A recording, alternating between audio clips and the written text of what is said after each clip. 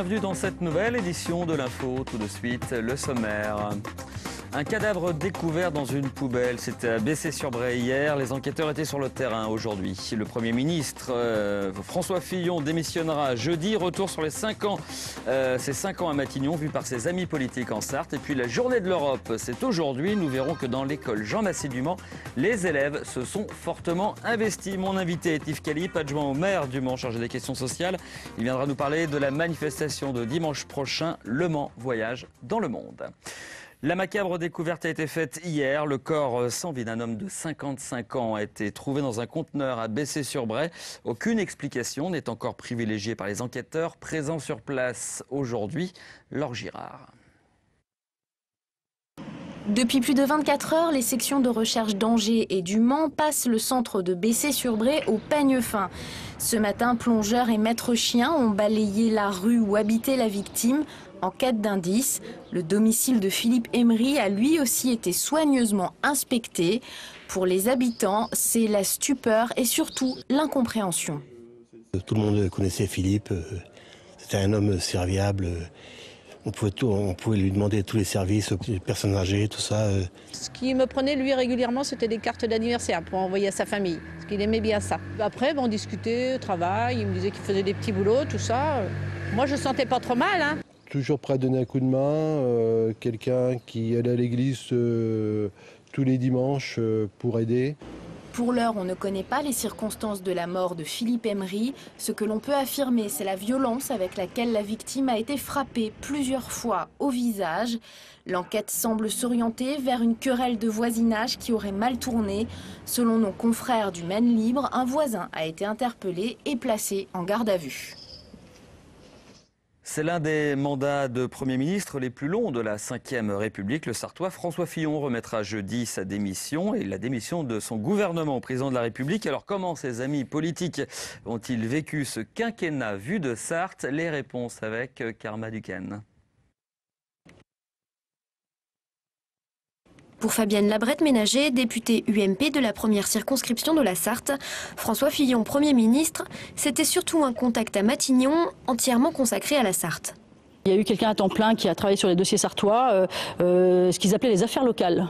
C'était très intéressant. Il a su prendre en charge le dossier de reconversion du site Pexan de manière extraordinaire et il a mis tout son pouvoir. La politique de rénovation urbaine, par exemple de la ville du Mans, qui a été à hauteur de 264 millions d'euros de travaux. Je ne dirais pas qu'il a privilégié son département, mais en tout cas la Sarthe a largement profité. Je pense au tramway du Mans, par exemple, de subventions et d'autres aides qui sont attribuées par l'État. La Sarthe, dans le cœur de François Fillon, un département qu'il souhaite pourtant quitter pour la mairie de Paris. Il aspire à un nouveau challenge et je crois que ça lui réussira. C'est un petit coup au cœur, évidemment, qu'il soit parti de la Sarthe. Mais bon, on sait où sera sa permanence à Paris. Donc bon, on ira de temps en temps lui porter un pot de rillettes. Ou alors, lui porter un verre de Janière. Enfin, en tout cas, bon, on reste évidemment très proche de lui. Il reste très proche des Sartois et garde toujours, évidemment, sa demeure à Solesmes. Solesmes, justement, où François Fillon était au conseil municipal en même temps qu'à Matignon. Il tenait à être conseiller municipal de Solesmes. D'abord, il est très attaché à la commune. Et puis, en plus, en tant que président de la communauté de communes, il était indispensable qu'il soit élu d'une des communes qui composent notre communauté. Il était souvent désolé de ne pas pouvoir venir autant qu'il le souhaitait, mais il est venu quand même. Je crois qu'il faut être équitable. En ce jour de dernier conseil des ministres du quinquennat de Nicolas Sarkozy, tous les collègues sartois de François Fillon gardent un bon souvenir de ces 5 ans. C'est même un record puisque François Fillon est resté en place depuis maintenant 5 ans. Ça prouve, dans une période très difficile comme celle qu'on a connue, ça prouve quand même que c'est un véritable homme d'État. Toujours avec le même tempérament, avec ce flegme qu'on lui connaît. Il a toujours dit la vérité aux Français et je crois que nous avons eu un très grand Premier ministre. Un mot de sport pour vous signaler que le cycliste Jémy Engoulevent a remporté les 4 jours de Dunkerque. C'était hier. C'est la plus belle victoire de la carrière du Sartois de l'équipe Soor-Sojasun. Une victoire au terme de la 5e étape remportée au sprint par l'Italien Matteo Pellucci. Au classement général, Jémy Engoulevent affiche 42 secondes d'avance sur le 2e. Sport toujours, puisque le basketteur du MSB, Charles Cahudi, est présélectionné dans l'équipe de France de basket pour les Jeux Olympiques de Londres. Vincent Collet a dévoilé la liste de ses joueurs ce matin, où l'on trouve plusieurs anciens manceaux. Le club est donc une vitrine de ce sport en Sarthe. À ce propos, 3 joueurs du MSB en assuraient la promotion aujourd'hui, place de la République au Mans. Les jeunes avaient possibilité de les rencontrer, signer des autographes et jouer, bien sûr. Dribble et panier étaient au rendez-vous. Le basket reste très populaire en Sarthe. Le comité départemental continue d'en assurer pourtant la promotion. On écoute le président de ce comité départemental du basket. Le basket sartois, cette année, a pris encore 250 licenciés. Il faut qu'on continue comme ça. Il faut aussi promouvoir le basket féminin parce qu'on a le masculin avec le MSB, c'est important. Mais derrière, il y a aussi Coulennes et il faut qu'on fasse du basket féminin. Et là, en faisant une animation, ça permet de parler du basket. Moi, ce que je veux depuis que je suis là, depuis que je suis à la présidence, je veux qu'on parle du basket en Sarthe. Voilà, c'est la deuxième discipline sartoise. Il faut qu'on continue. On a commencé la semaine dernière jusqu'à samedi prochain et il y a différentes actions dans les clubs. Et là, les grosses animations, c'est cet après-midi avec les joueurs du MSB. Et puis samedi après-midi, le mini-basket maxi-fête d'été avec 1000 et quelques enfants. Et la journée de l'Europe, c'est aujourd'hui, 9 mai, une journée plutôt discrète, mais pas partout. À l'école Jean Massé du Mans, plus de 150 élèves participaient à un rallye dans leur établissement. C'était lundi dernier, point d'orgue d'une préparation de plusieurs semaines. Il y a 27 boîtes aux lettres et 10 cartes. Le but est de mettre les cartes dans les bonnes boîtes aux lettres. Et c'est parti pour 3 minutes de réflexion. CM1 et CE2 se creusent la cervelle et appliquent leurs connaissances. Madrid. Alors ça va où Madrid? Ça va dans la Russie. Rien d'important, ça sert à cela une journée consacrée à l'Europe, apprendre et préciser les choses au cas où.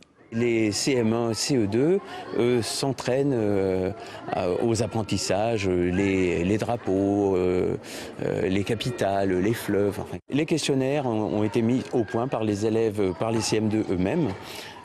Donc ils ont trouvé un niveau de difficulté assez correct. Les CM2 sont les arbitres d'une vingtaine d'ateliers dans l'école, les maîtres du jeu. Ils doivent dessiner les 6 premiers drapeaux qui sont arrivés dans l'Union européenne. Et attention, c'est très sérieux. Vous les aidez un peu ou pas? Non, c'est vrai. C'est eux tout seuls? Oui. Et ils s'en sortent bien, les plus petits. Atelier haïku, retrouver un pays à partir d'un court poème. Athènes, c'est la capitale de la Grèce. D'accord. Vous connaissez déjà tous les pays, tous ces pays d'Europe alors? Ils apprennent aussi les fleuves qu'ils arrivent à placer sur une carte de l'Europe. L'Europe, cela fait 15 ans qu'on s'y intéresse à l'école Jean Massé du Mans. Rendez-vous donc l'année prochaine pour la 16e édition du Rallye Europe. Yves Calipe, bonjour. Alors, ce sujet est une bonne introduction à l'opération Le Mans Voyage dans le Monde qui va surprendre plus d'un manceau dimanche prochain. Le tram, notamment, va être investi par des slameurs, des déclameurs qui vont présenter le programme de cette journée, c'est ça? Et bonsoir, oui tout à fait. Dimanche, c'est Le Mans Voyage dans le Monde, le long de la ligne du tram. Et dans différentes stations, il y aura des thématiques sur la musique, sur la parole, l'échange des connaissances, l'arrivée au Mans à la gare. On arrive, on ne connaît pas bien, qu'est-ce qu'on va faire, où, comment. Donc chaque station, ce sera un peu un stand, quoi, c'est ça? Non, c'est pas un stand. Il y aura différentes associations qui ont choisi de travailler sur une ou plusieurs stations, en fonction de leurs affinités, de ce qu'elles font sur notre ville. À la gare, on aura les villes françaises, Conseil des Sages, les maisons de quartier, enfin un certain nombre de choses comme ça. Et il y aura quel autre type d'association? Toutes les associations qui travaillent, par exemple les associations sénégalaises. Associations culturelles, voilà. D'autres cultures, c'est ça? Oui, ça va au-delà. C'est-à-dire que c'est des associations qui s'occupent des personnes qui viennent d'un pays ou d'une région différente. On a nos amis bretons, des ch'tis. C'est région et pays. C'est vraiment, voilà. Il y a une centaine de nationalités ou de régions de représentées sur notre ville. On va faire en sorte que tous ces gens-là se croisent dimanche. Pourquoi le long du tram? Parce qu'on voyage dans le monde et sur cette ligne du tram, ça nous permet de rencontrer tous ceux qui habitent Le Mans, quoi. Et voilà, c'est l'idée du voyage. On peut voyager dans le monde en restant sur Le Mans. On prend le tram et on voyage dans le monde. Donc c'est une invitation pour ceux qui prennent le tram à s'arrêter. Voilà, c'est toutes les Mancelles et les Manceaux sont invités à venir non seulement voir, mais participer. Ce qui est important, c'est que c'est réactif. C'est-à-dire que c'est pas un spectacle à chaque station, c'est vraiment un échange. C'est le vivre ensemble, la solidarité, comment ça s'exerce dans la région, dans le pays que je viens, et comment ça s'exerce au Mans. Comment moi je... Donc c'est une invitation à la discussion, à la rencontre. Voilà, tout à fait. Ouais, par exemple, on va avoir à Lafayette la musique du monde. On va pas se contenter d'entendre des gens qui jouent d'un instrument. On va s'approprier l'instrument. C'est-à-dire qu'on va apprendre à jouer, on va le tester, on va taper, on va essayer, dessus, quoi. si c'est un tam-tam, on va le gratter si c'est une guitare. Tout à fait. À Saint-Martin, c'est la parole. On va avoir une amie tchétchène qui va nous parler en tchétchène. Eh bien, si vous passez, vous montez avec elle sur le bout de scène qu'on a mis en place, puis vous déclamez la même chose qu'elle. Vous n'allez pas savoir ce que vous dites, vous n'allez peut-être pas comprendre, c'est évident. Mais voilà. Et puis après, on fera la même chose. Il y aura à 14h30, il y a le langage des signes qui va être là. Pareil, et ben voilà, c'est-à-dire parce que quand on regarde la télé, que c'est un peu transmis, on a tendance à faire les mêmes gestes. Ben là, c'est de s'approprier les gestes. Elle vient d'où cette idée là de ces rencontres, de ce Mans qui voyage dans le monde? On a fait Le Mans goûte le monde, et puis on s'est dit maintenant on a fait Le Mans goûte le monde. L'année dernière. Voilà, le 21 janvier. Puis on s'est dit maintenant, faut qu'on voyage ensemble. Donc l'idée du voyage avec le comment vivre ensemble. On peut vivre ensemble. Enfin, on vit ensemble sur notre ville. Et on voyage régulièrement. On vient voir sa famille, y travailler, finir sa vie. Voilà comment les uns et les autres, en fonction de la culture que l'on a, du pays d'où on vient, de la région, comment ce brassage se fait. Puis je pense que dans la période, de montrer qu'on peut effectivement vivre ensemble, quelle que soit la couleur de notre peau, notre religion, je trouve que c'est important de le faire et de le faire faire. Et pour que ça soit une réussite, il faut que les personnes qui participent amènent un objet, en fait. L'idée, c'est que dans leur baluchon, leur sac à dos, leur sac, leur poche, ils amènent un objet ou plusieurs qui symbolisent la solidarité dans leur pays ou dans leur région, mais qui la symbolisent aussi sur Le Mans. Par exemple, on a une dame qui vient d'Océanie, la première chose qu'elle a entendue sur Le Mans, c'est « Vous êtes perdue, ma petite dame, vous allez où ?»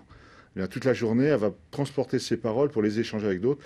Et place du Comte du Maine, le soir, à partir de 17h30, 18h, on va faire un apéro du monde sans alcool, où là, on va échanger tout ce qu'on a amené qui symbolise la solidarité. Voilà. Il y a quelqu'un, un Comorien, quand il est arrivé en 70, la première chose qu'il a acheté, c'est un jean et une peluche. Et sur la peluche, il y a une casquette, il a marqué 72. Il a ça 40 ans après, donc il va amener ça. Ça symbolise son arrivée au Mans. Voilà, c'est ça. Les gens doivent s'inscrire pour participer? Non. Alors, le numéro de téléphone qui s'affiche là, c'est pour ceux qui veulent investir la station en participant, c'est-à-dire proposer quelque chose en fonction des stations qu'on retrouvait dans la presse locale et dans Le Mans, notre ville. Mais tous les Manceaux et Mancelles, il faut qu'elles viennent participer à ça, à cet événement, qui en appelle d'autres. Donc là, c'est une première chose. Et il y en aura d'autres par la suite. Voilà. Donc c'est dimanche 13 mai, de 14h à 18h. 13h à 18h. 13h, 18h. Voilà. Yves Calipe, merci beaucoup d'être passé dans ce journal. C'est moi qui vous remercie. Un journal qui est maintenant terminé. Merci à vous de l'avoir suivi. Prochain rendez-vous avec l'info demain 18h30 avec Laure Girard pour le direct. En attendant, passez un excellent moment sur l'MTV. Au revoir.